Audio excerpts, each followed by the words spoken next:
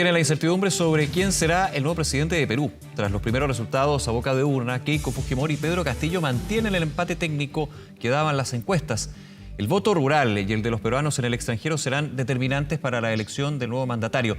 Vamos a hablar de este tema. Para eso estamos con David Rivera del Águila, analista político peruano. David, muchísimas gracias por estos minutos, esta conversación con Canal 24 Horas. ¿Qué tal? Muy buenos días, Nicolás. ¿Cómo están?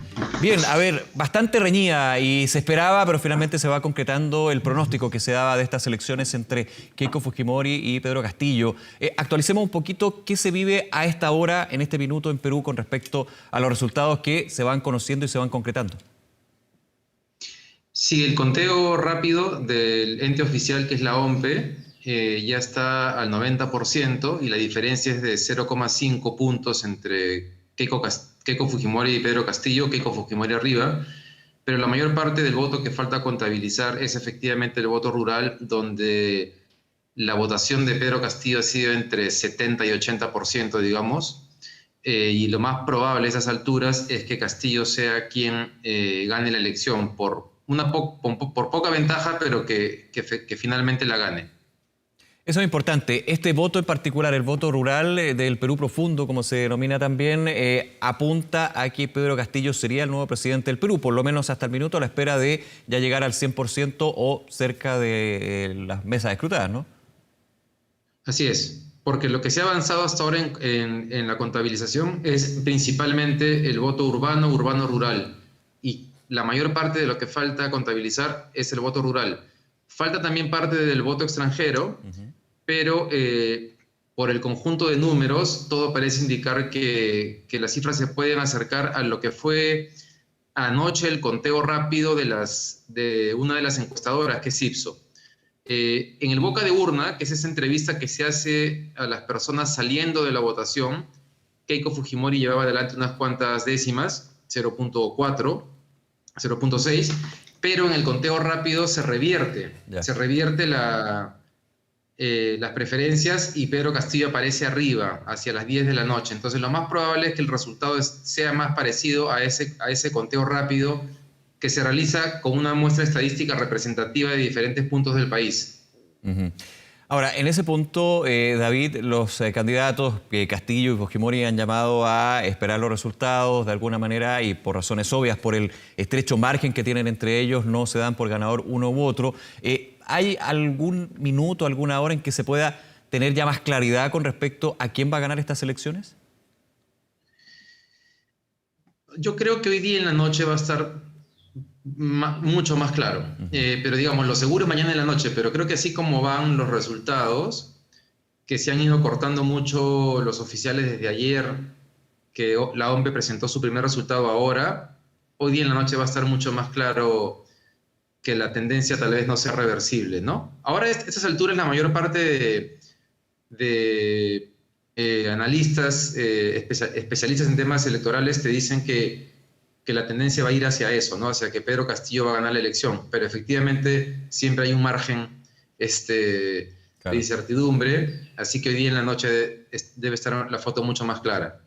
Claro, digamos, en tanto que debido a este escenario, David, Perú durante toda esta jornada o gran parte de la jornada va a vivir con esa incertidumbre, con el análisis, con la posibilidad de que ya se defina a Castillo como el próximo presidente del Perú, pero de todas maneras siempre con esa incertidumbre que es no tener los resultados completos. O sea, este día va a ser de alguna manera una especie de limbo electoral con respecto a quién podría ya nombrarse como presidente el día de mañana. Sí, en realidad la incertidumbre todavía tiene para rato, no por las elecciones, sino porque cualquiera de los dos candidatos que gane iba a enfrentar un país dividido, ¿no? Un dato importante de esta elección es que Keiko Fujimori ha ganado en 5 de las regiones más urbanas de mayor crecimiento económico, y que ha habido un empate en 2 regiones de la selva, pero luego en todo el resto del país, en las otras 17 regiones, ha ganado Pedro Castillo. Y además es interesante porque en las que ha ganado Keiko más o menos es 60-40, 70-30, y donde ha ganado Pedro Castillo es exactamente al revés, 70-30 hasta 80-20 en lugares como como Ayacucho y Puno.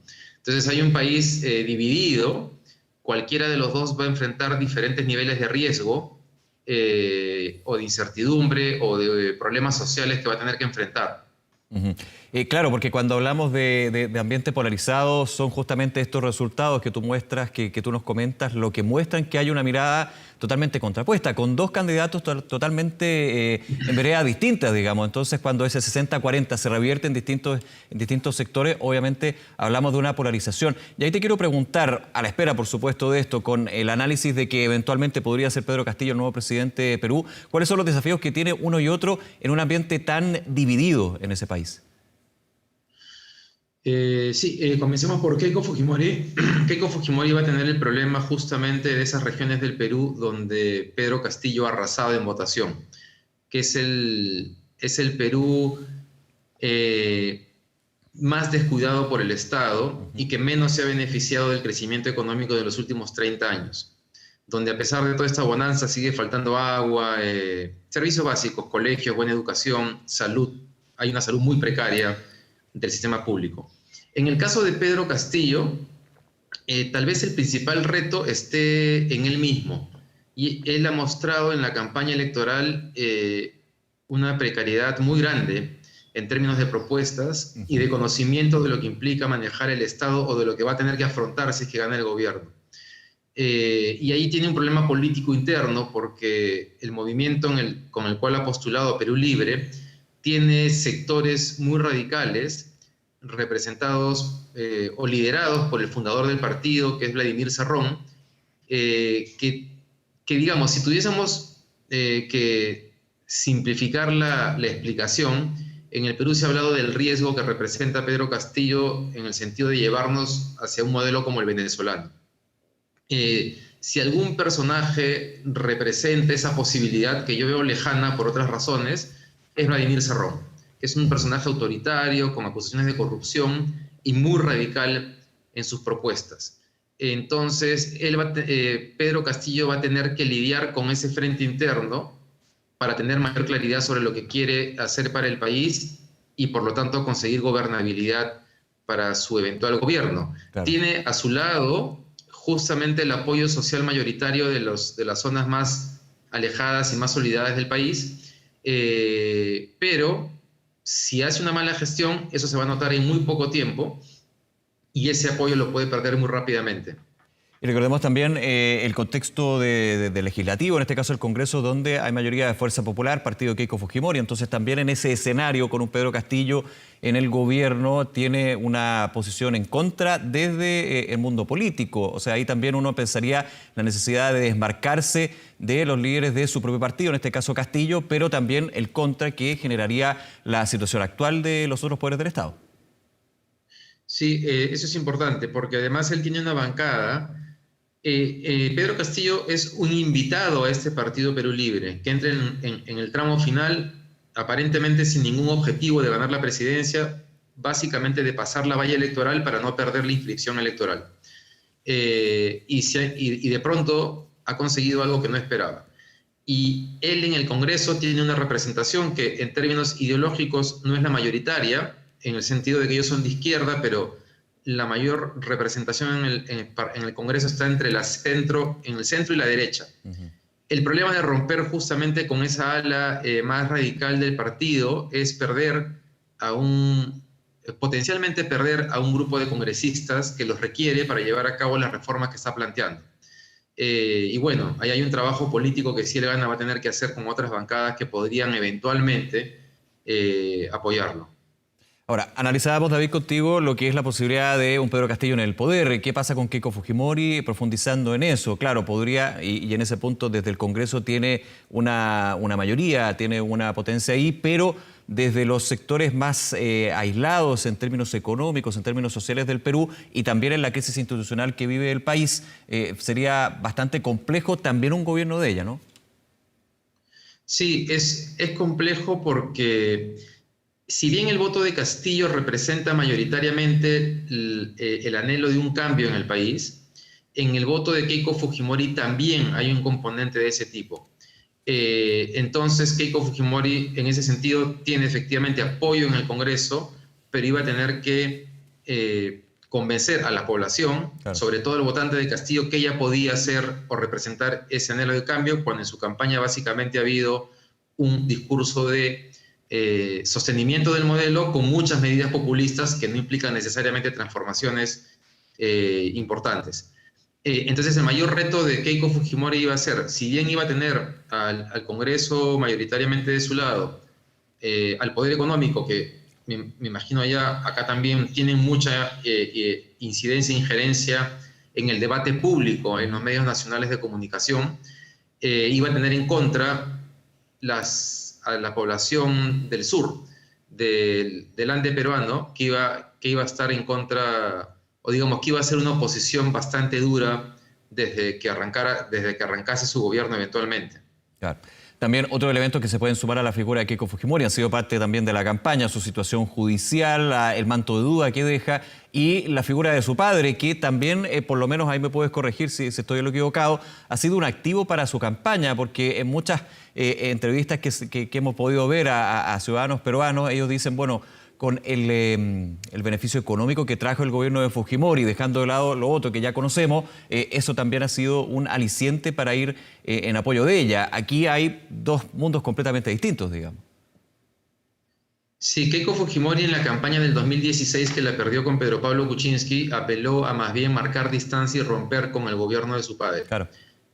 Ahora, y perdió por muy poco, ahora decidió apostar por todo lo contrario, más bien por reivindicar el gobierno de su padre, incluso a defender cosas indefendibles como el plan de esterilizaciones forzadas, que intentó llamarlo un programa de planificación familiar. Sí. Yo creo que es difícil saber si eso lo ha jugado necesariamente a favor, porque también ha despertado mucha animadversión de un sector de la población que ante el miedo de lo que podía representar Pedro Castillo, estaba más bien esperando que Keiko Fujimori deslindara, no solamente con el gobierno de su padre, sino, y esto es bien importante, sino con ese sector de su partido que generaron la crisis política de los últimos 5 años, porque el principal pasivo de Keiko Fujimori en esta elección ya no ha sido necesariamente su padre, sino la suma del gobierno de su padre con lo que ella hizo en los últimos 5 años, con la desestabilización política que generó.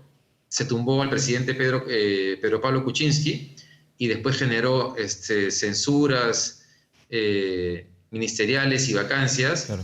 Entonces la gente tenía muy presente eso. Al reivindicar el gobierno de su padre y no pedir y no reconocer que cometió un error tremendo en lo que hizo en estos últimos 5 años, creo que eso más bien ha llevado a limitar su votación, ¿no? Ojo que Keiko, esta segunda vuelta comienza con Pedro Castillo entre 15 y 20 puntos arriba, luego Keiko Fujimori comienza a subir muy rápido, pero ese crecimiento es básicamente por el temor a lo que podría representar Pedro Castillo. Mientras Pedro Castillo tiene un voto muy sólido, identitario y porque él de alguna manera refleja ese anhelo de cambio, el voto de Keiko Fujimori está construido sobre el temor sobre el otro candidato. Un voto contra Castillo más que un voto a favor de Keiko Fujimori, podríamos decir. Así es. En ese escenario, David, hablamos también de la situación que se ha vivido en los últimos años en el Perú, la crisis institucional, política. Siempre yo digo, no solamente lo que sucede en el Perú, es a nivel regional, pero en tu país claramente ha tenido desde la presidencia, el estamento más poderoso, digamos, de la judicatura, de la institucionalidad, una serie de cambios bien radicales en ese sentido. Cuando se escuchaba a peruanos, a peruanas con respecto a esta votación, se hablaba de cambios. Ese cambio, te hago la pregunta, ¿refleja también lo que es el descontento de la ciudadanía con respecto a la crisis política o más bien apunta a lo que comentábamos también, la situación social, económica, o engloba todo, digamos, esto? Claro, esa es una buena pregunta porque, claro, las encuestas siempre preguntan por el modelo económico, que es un concepto sobre el cual, pues, digamos, se discute, digamos, en términos de los líderes de opinión, ¿no? Pero creo que sí recoge, tal vez, un anhelo de cambio en general, que mete todo en el paquete, ¿no? Puede ser modelo económico, puede ser corrupción, hartazgo con los políticos, también. Ahora, para tratar de explicar cuán mayoritario es este anhelo de cambio, hasta el año 2016, cuando en las encuestas se preguntaba el tipo de cambios que quería la población, había un tercio de la población que estaba contenta con el modelo, un tercio que quería cambios moderados y un tercio que quería cambios radicales. En esta elección, los 2/3 de sin cambios, del cambio radical se mantiene, pero sin embargo, el porcentaje de la población que espera un cambio sin tirar abajo el modelo, digamos, pasó de 1/3, 33%, a 58%.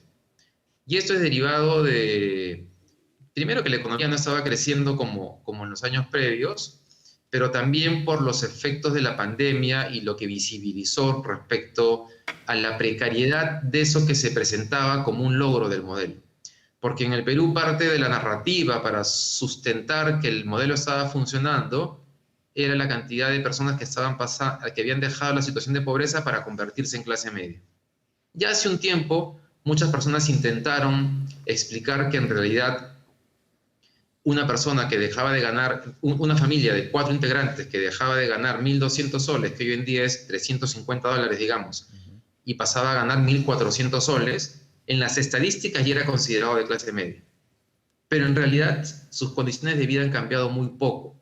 La pandemia ha hecho que 10 puntos porcentuales, que la pobreza se incremente en 10 puntos porcentuales, porque efectivamente eso que se intentó vender como que era la clase media que había ascendido gracias al modelo, en realidad era una clase media muy precaria. De hecho, el Banco Mundial, en un estudio del 2013, identificó que era básicamente una clase media vulnerable, que yo diría que era más vulnerable que clase media. Pero digamos, como parte de la narrativa se intentó decir que era una clase media, ¿no? Que estaba muy lejos de ser eso. Bien, David, nos quedamos muy atentos entonces. Agradecerte nuevamente este contacto con Canal 24 Horas y analizar el contexto que se vive ahí en el Perú. Muchísimas gracias, un abrazo. Gracias a ustedes, que le vaya bien. Muy bien, buen día.